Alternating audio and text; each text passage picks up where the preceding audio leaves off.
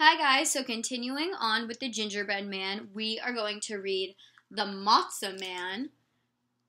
There's kind of a glare. Oh, there we go. And so keep focusing on the similarities and differences between all the stories that we've read of the Gingerbread Man so far, and keep working on your own version of your Gingerbread Man, because that is due tomorrow. Okay, so this is called the Matzah Man, a Passover story, and Passover is a Jewish holiday, and so matzah is a bread that Jewish people eat on Passover. Inside Mr. Cohen's bakery, the racks were filled with Passover matzah. The baker rolled out his last scraps of dough. He added a bit here and a pinch there and shaped a little man. He pricked the dough all over, popped it into the oven, and closed the door.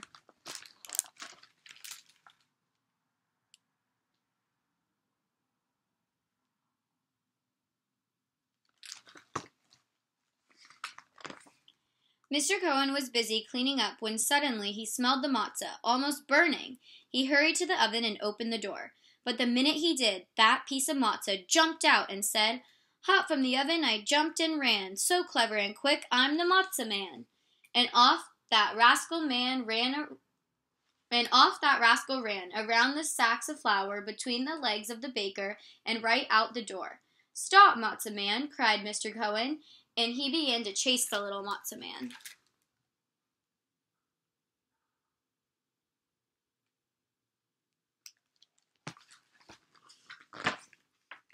Through the village they raced. A red hen spied the little Matzah Man, crisp and crackly, running by. The Matzah Man said, "Hot from the oven, I jumped and ran. So clever and quick, I'm the Matzah Man." "Stop, Matzah Man," chucked the red hen. "You would make a tasty treat for my new chicks." The little Matzah Man looked at the red hen, stuck his nose in the air, and said, "I've run from the baker whose matzah is best. Canadoodle, canoodle, canoe, I'll run away from you too." And he went pell-mell over the fence.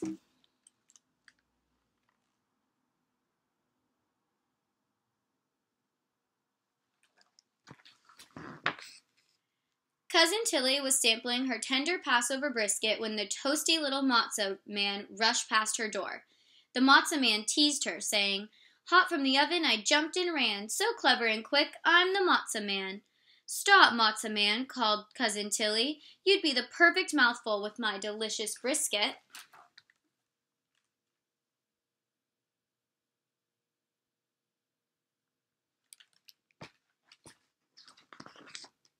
The little Matzah Man waggled his finger at Cousin Tilly and said, I've run from the baker whose matzah is best, and from the red hen who left eggs in her nest. And canadoodle, canoodle, canoe, I'll run away from you too." And that little scamp raced off down the road.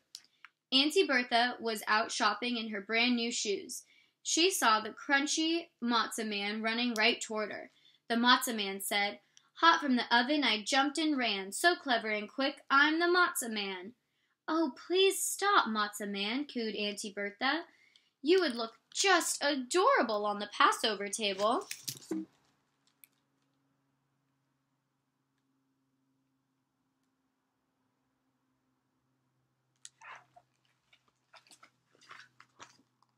The little Matzah Man made a rude face at Auntie Bertha and boasted, "I've run from the baker whose matzah is best, and from the red hen who left eggs in her nest, from old Cousin Tilly with brisket-filled pan, and canadoodle, canoodle, canoe, I'll run away from you too." And he scooted around the corner.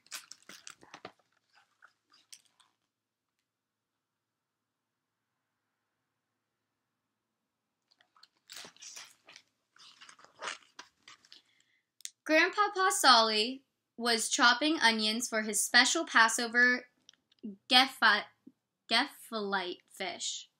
The onions were making him cry, but he could still see the Matzah Man through his tears. The Matzah Man said, "Hot from the oven, I jumped and ran. So clever and quick, I'm the Matzah Man." "Stop, Matzah Man," cried Grandpapa Solly. "You'd be a delectable nosh with this gefilte fish." The little Matzah Man put his hands on his hips and bragged, I've run from the baker whose matzah is best, and from the red hen who left eggs in her nest, and from old Cousin Tilly with brisket-filled pan, and big Auntie Bertha in high heels she ran, and canaddle canoodle canoe, I'll run away from you too. And he sped across the bridge.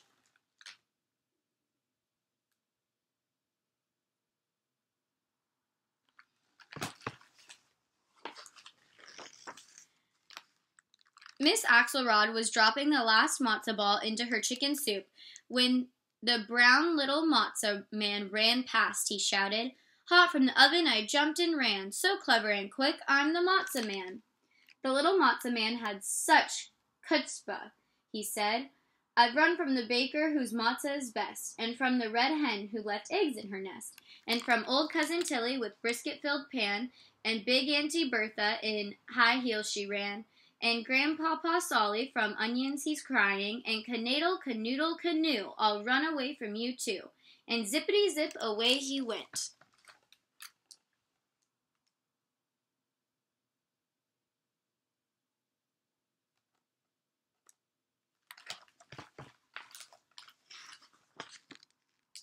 A gray goat was pulling tender young radishes out of the garden when he noticed the tasty little Matzah Man.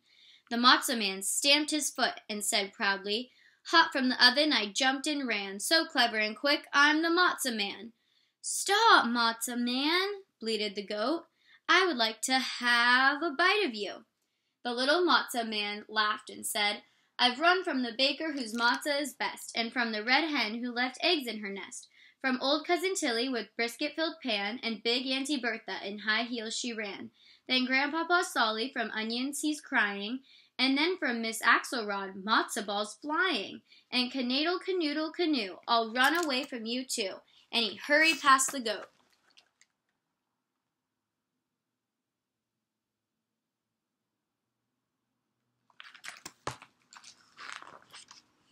Just at that moment, young Mendel Fox came to the door of his house. What a commotion!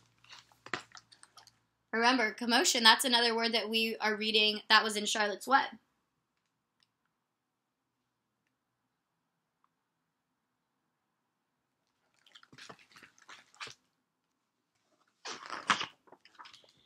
Mendel saw the little Matzah Man running down the road, chased by the gray goat. Miss Axelrod, Grandpapa Solly, Auntie Bertha, Cousin Tilly, the red hen, and Mr. Cohen, the baker. The Matzah Man looked back over his shoulder and panted, "Hot from the oven I jumped and ran, so clever and quick, I'm the Matzah Man." "Stop, Matzah Man," Mendel said. "I'll help you. Hide behind me." The Matzah Man flattened himself behind Mendel.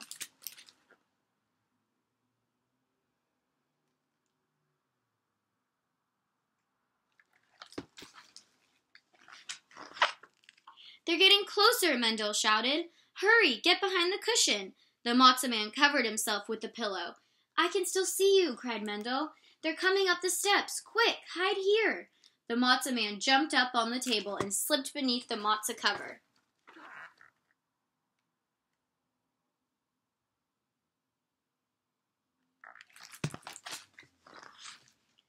Mr. Cohen looked around. "Did you see a little piece of matzah run this way?" he asked.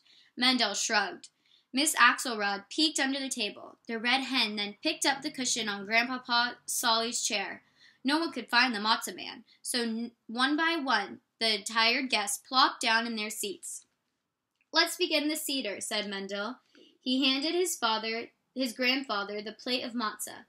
Grandpapa Solly reached under the matzah cover. Snap! The matzah was broken.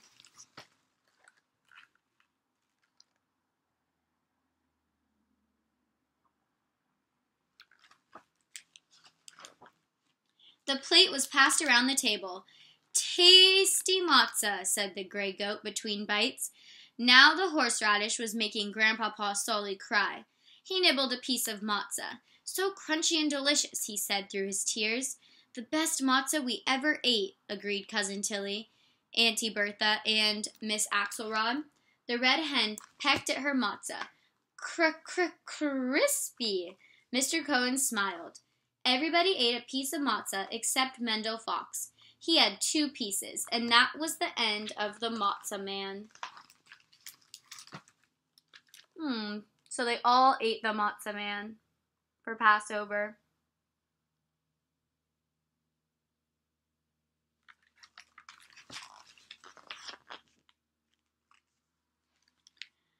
Okay, so there's a little glossary in the back of this book too. So the fish, the Gefilite fish, is ground fish such as pike, carp, or whitefish formed into a rounded patty wrapped with fish skin and simmered. Oh, okay, it gives a pronunciation. Gefilte.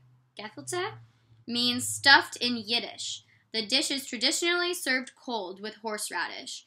So it has matzah, matzah balls, matzah cover, Passover, Seder, and Yiddish are all the vocabulary words in this book. So Passover is the holiday that celebrates the Israelites' miraculous deliverance from slavery in Egypt more than 3,000 years ago. One of the most important holidays in the Jewish calendar, Passover, known as Pesach in Hebrew, takes place in March or April and lasts for 8 days. The first 2 evenings of the holiday are observed with a meal called a Seder, at which dishes such as gefilte, fish, matzo ball soup, and brisket are traditionally served. So we learned a lot in this book, and it's very different than the other ones that we've read too, because we read the gingerbread man, the gingerbread girl, and the gingerbread cowboy. So this is very different from the other ones we've read. So make sure you're listening to all the versions to gather ideas for your version of your fairy tale.